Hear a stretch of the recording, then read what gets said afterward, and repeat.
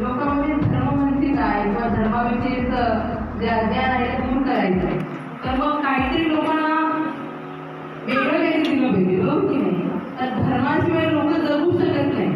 हे जेव्हा ज्योतिबांच्या लक्षात आलं त्याने ठरवलं की आपण एक नवीन समाज निर्माण करायचा आहे, जो की लोकांना नवीन विचार आणि नवीन ज्ञानाने पुढे नेईल. तो म्हणजे त्यांचा सत्यशोधक समाज.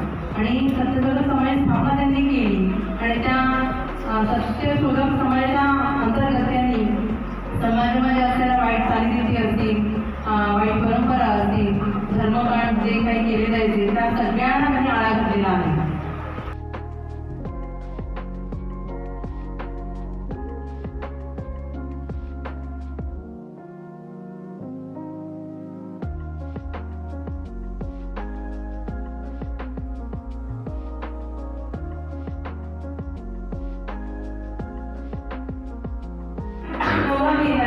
विद्वान झाले तिथे केस वापर केलं जायचं, म्हणजे काय तिला पूर्ण टक्कल केलं जायचं जेणेकरून ती विसरून होती, कुठली वाईट तिच्यावर पडणार नाही किंवा ती सुंदर दिसणार नाही.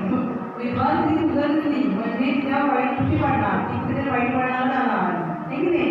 स्त्रीने सुंदर दिसू नये, विद्वान स्त्रीने सुंदर दिसू नये यासाठी हे केलं जायचं. तर हे कुणी केलं तर समाजामध्ये जे काही ब्राह्मण जातीचे लोक होते की सर्वोच्च जातीचे लोक होते त्यांनीच ते विचार लोकांसमोर मांडलेले की स्त्रियांना असे वागणूक त्या काळामध्ये दिली जाते.